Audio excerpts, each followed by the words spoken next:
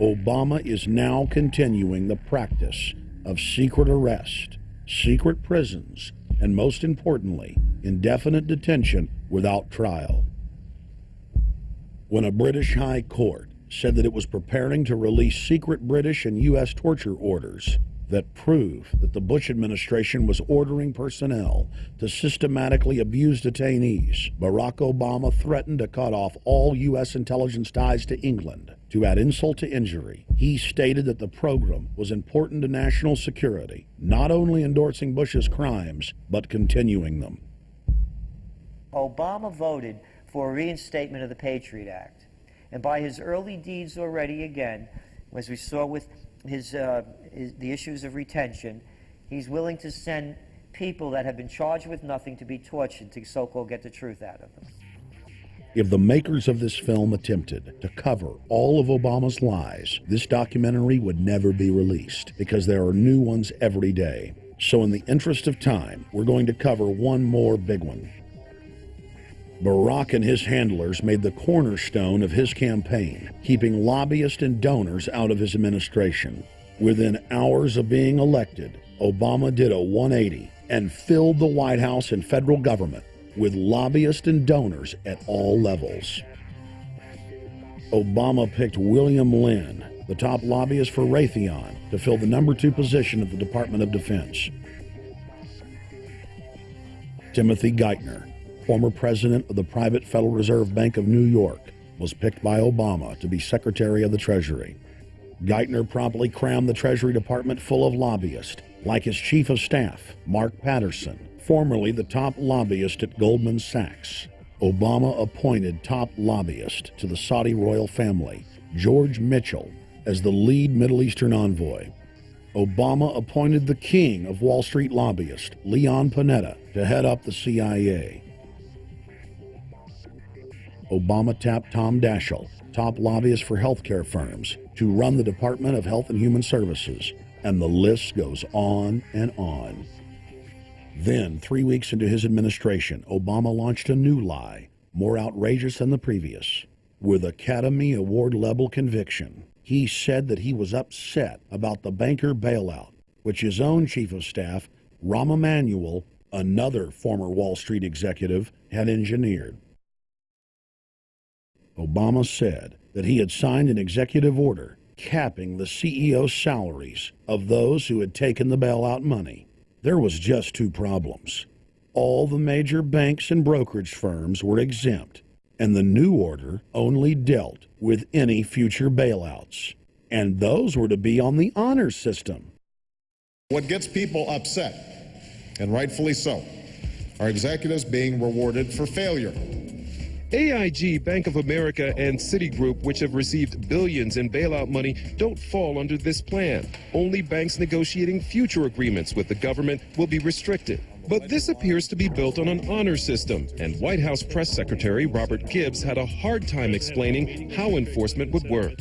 Well, let me get, I will get clarification from Treasury on that. Generally speaking, this is already the biggest liar and the biggest disappointment that we've seen in recent history. And again, qualitatively beyond the rather low standards set by Bush the Elder and Clinton in terms of delivering on promises. Bottom line, Obama is a fantastic actor and an even better liar. His track record is clear. He has done the opposite of everything he told the people he would do. They'll make up one lie after another. And if you believe these people, knock yourself out. I don't believe a word they say. Within 1 month of the passage of the first banker bailout bill, the press reported that over $5 trillion had just disappeared out of the U.S. Treasury. By December, the amount of money that had been stolen had reached $8.5 trillion. The leadership of both political parties circled the wagons and would not discuss where the money had gone. In the Fed! In the Fed! In the Fed! In the Fed! Informed Americans protested the private Federal Reserve System at all 38 of their regional governorship offices. Arrest Bernanke and Paulson! Arrest all the criminals that stole the banker bailout money! It was refreshing to see people standing up against the real power structure, not being distracted by the elite's frontmen like George W. Bush and Barack Obama. We traveled to Dallas, Texas to cover We the People taking on the real enemy. Hey, I want to talk to the workers up there on the parapet. The ones smoking cigarettes that just jumped back. You're with the American people, we know that. But understand, ask the workers inside. You're not in a federal government building. You're in a private Federal Reserve that uses that name as a fraud. That'd be like if my first name was Federal Reserve Jones. I'm still not the federal government. I'm not a federal agency. But if I said my name was Federal Reserve, I could go out and pay off politicians and get them to allow me to get into power so I could issue the currency and credit, and then I could buy up the world. That's what these criminals have done. A lot of people think that the Federal Reserve is already part of the government. They're not. It's controlled by cliques of unelected, unaccountable bankers meeting in secret. Most of these people have never even been through the formality of a Senate hearing or a Senate confirmation. They claim that they're part of the U.S. government. They masquerade as if they were part of the U.S. government. But in reality, this is a purely private operation. Jackals, hyenas, raptors, all of them loyal, not to the American people, but to the Wall Street banks, which is where most of them come from. Everyone is pointing to Barack right now, President Obama, as saying, you got to get the economy together. You got to get the economy together. When in fact, the president has very little to do with the economy. It's the Federal Reserve chairman that at least sets the policy. That's a privately owned company, the Federal Reserve Bank. They set the agenda. These guys are masquerading as a federal institution. They are a private banking consortium, and this is their front, their holding company.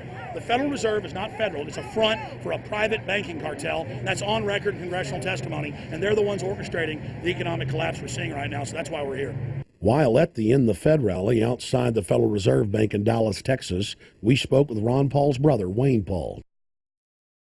1913, the Federal Reserve Act was passed, floor of the House, where 3 members of Congress were on the floor. At that time, they only needed a majority of votes to pass it. So in 1913, the Federal Reserve Act was passed. 20 years later, 1933, under Roosevelt, the United States was declared bankrupt. And in 1933, the Federal Reserve private bank says, okay, USA, what are you going to pledge as collateral on the debt you owe me? What happened by 1936? Does anybody know? We instituted Social Security system, and you and I and our children and our children's children were pledged as collateral on the debt of our government to the Federal Reserve. And that's where we're at today. It took 20 years to make this country bankrupt, and since then, our government has operated under emergency powers of our government. It is not the president that makes the decision in this country. It's the Secretary of Treasury who turns around and is put in there by the Federal Reserve to manage the bankruptcy. We've been in bankruptcy ever since. So to print $700 billion and to give it away, how do they get away with it? The manager of the bankruptcy is told by the Federal Reserve this is the way to go. That's where we're at today. Yes, we should point out, Congressman Ron Paul now has a huge amount of sponsors for a bill in the House of Representatives to abolish the private Federal Reserve crime syndicate. In 1913, the money power of the country was taken away from the people. By constitutional privilege, it belongs with the Congress, but it was given up in the Federal Reserve Act. The Federal Reserve is no more federal than Federal Express, but yet it has the power to determine the direction of use of money in our economy.